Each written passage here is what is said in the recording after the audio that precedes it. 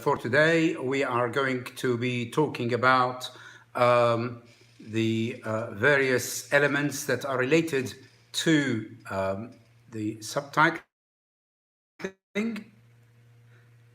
And of course, as you can see, we are going to discuss in further details some of the elements of subtitling and how it's related to the translation and translation studies, and how translation studies is actually applied to subtitling. I will be looking at also the software itself and how the software is going to be done and how it's going to be linked. I will explain some of the elements of this once I get some of the responses that are going to be for today. Now, of course, I'm just waiting for any of the anybody who is interested in this area of study.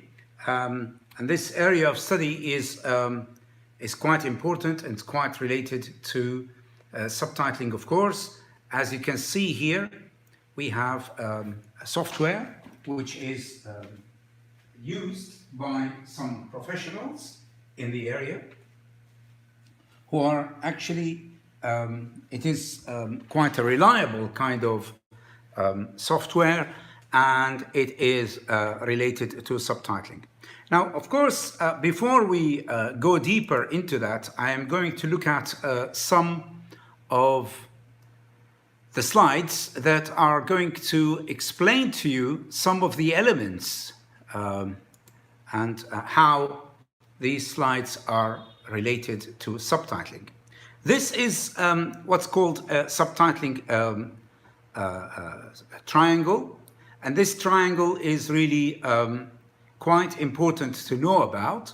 It is related to three elements in the triangle, which is AV or audiovisual material, and TL meaning target audience or language, or target language, and the TA is target audience.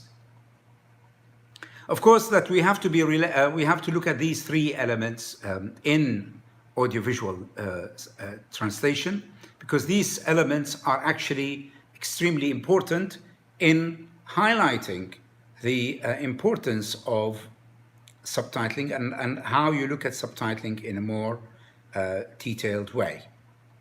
Now, the first element I would look at is called the audiovisual material. And in this one here, audiovisual material is related to three different things, or three different points here. The first one is the text itself, and then the voice and the sound, as well as the image. So it's three different elements there. If it's the text that we are looking at in the audiovisual material, and what I mean by audiovisual material is the actual clip. The actual clip will have three different elements, which is the text and some sound and the image, the sound or the voice. Now, the sound is for inanimate people who don't, who are not human. That's why we call them sounds, the sound of birds, twittering or chirruping, and the voices are related to humans because only humans do use voices. And of course, we are also looking at the actual image, and when we are subtitling, we need to know what the image is about. In the text itself, sometimes you got in a film, you might see some of the people or some of the writing, like the name of the shop or the name of the road, and that will be called text audio in vision or text in vision, which is you can see it or out of vision. And these are related to these texts that you see in vision or out of vision. In vision, there are text in vision and captions or supers. And this is what I'm talking about. I'm talking about these elements here. These are the elements that are related to that. Now, with regards to the actual software itself, the software itself is also, you need to know something about that. Of course, you need to know about how to use it and how to subtitle. Subtitling requires you to be able to do the timing, as in the case of when you are timing some material. Here, for example, I'll show you some on my computer to show you how the software itself works when it comes to timing, for example. I mean, here in the timing, like for example, this video here, you can see that this video we are looking at, there's some area which is related to the text, where you type the text itself. And these texts that you type here, there is here an element which says here reading speed. In other words, how fast you are going to read them on the screen. This is the screen here where the writing is. It's our family tradition to be in the sea. Here it's about somebody diving, and she's talking about her own way of diving. Here, of course, on the other side where the text is, you type, and then, of course, when you type, whatever you are typing will be appearing on the screen. As you can see, the image moves with the actual script. So when the script is moving, the actual image is moving because it's kept the same timing where it's supposed to appear on the screen. And this way, you will actually see how what's written here is actually going to be in here. It goes on like this. You can see it in these two different areas. There's also an area here where it is related to the timing, but you can set it up from here in terms of the speed and in terms of how you want it to be done in terms of colors. So you can go for background color to the subtitles, or you don't need to add any any color. The positioning, it has to be right at the bottom. When I was actually, when I was subtitling, for example, there is sometimes when we are subtitling as there are lots of languages, various languages, actually about 34 languages that are being subtitling at the same time, the same clip or the same video. Example of this will be Jane Austen's, for example, Pride and Prejudice. There is also Pirates of the Caribbean. There's some of them that are more related to Walt Disney kind of films, and like Bambi or Brother Bear or A Jungle Book and so on. So we have different languages, and when we are having these different languages, they position the translation or the subtitles. If they are Japanese and Chinese, they bring them on the sides of the screen. So they can be on the left-hand side and the right-hand side of the screen. And other languages, they tend to have it at the bottom of the screen. In Japanese and Chinese, they read upside down from the top to the bottom, and they don't read from left to right or from right to left, unlike Arabic and English, where they read from left to right or right to left. And that is really the issue of where to put or position the subtitles. As you can see here on the software itself, when we look at the software itself, you will see that the positioning has to be in the center, and it has to be at the bottom of the screen. For example, you click here to make it at the bottom of the screen, so that it will appear on the screen at the bottom of the screen, and then when you click in, and it will be appearing there.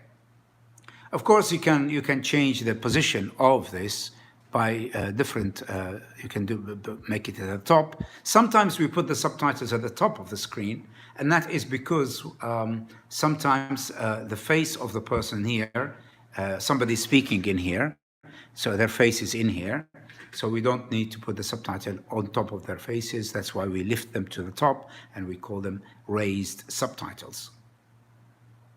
So this is one of the things why we move the subtitles to the top, sometimes in the middle, as in the caption, as in the title of a film, you might have to put it in the middle. But then at times you might have to put it right at the bottom of the screen, and that is where all the subtitles will appear, one after the other. As you can see, they are all at the bottom of the screen. There's nothing that's going to go at the top of the screen.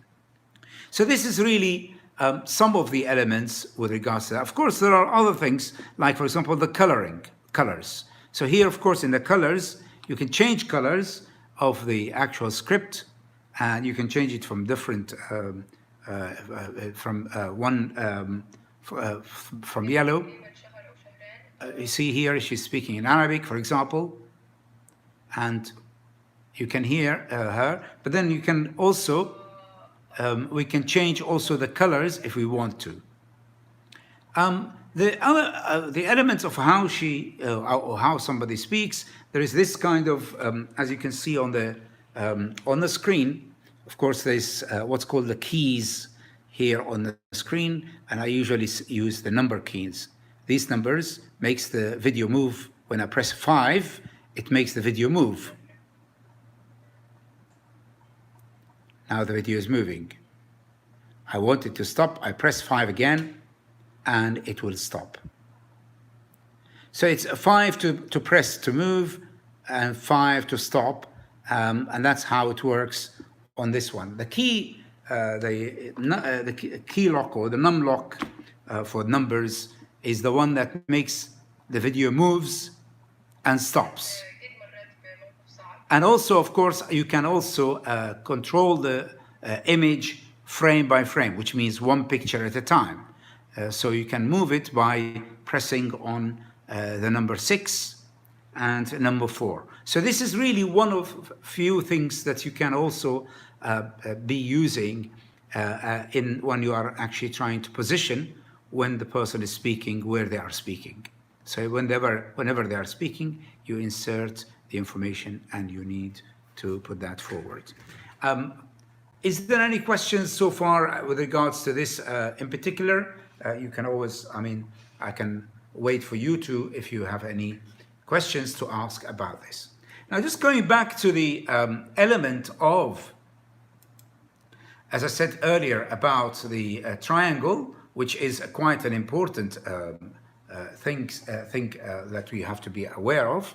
This triangle is really useful in that it does actually help in getting the information that you need to have when you are subtitling. For example, the information that you need, as I said, captions that are text in vision or caption. Caption means that you are talking about, this is another one with this, when you are actually somebody speaking and their image is appearing at the same time. So the image is appearing and somebody speaking and saying, like, for example, like I am speaking. If I'm speaking, I would say Dr. Ahmed and the job. So this is one of the elements that you need to be aware of as a subtitler. Now, in terms of the other elements that are available here, then you find that there is the here you have timing with regards to the target language. You have to do the timing, you have to do the spacing, and you have to do the style, and then also the area, i.e. This video, where is it going to be? For example, you are subtitling for which, for who are you subtitling it? The area, the gender, the age, very important, and the knowledge. All of these are important to be aware of. Now, this is the first one. Let's move on to the second triangle in this part. There are four, of course, there are four different elements or for the triangle that you need to be aware of. Second one is the target language. And here you've got timing. And of course, you've got PAL and NTSC. NTSC is the American system and PAL is the European system that's being used, which means that the PAL will have 24 pictures in 1 second, whereas the NTSC, you'll have 30 pictures in 1 single second. And the tempo and the pace, sometimes they speak very fast, so you have to be careful in the speeds when you are speaking, or when they are speaking in the video.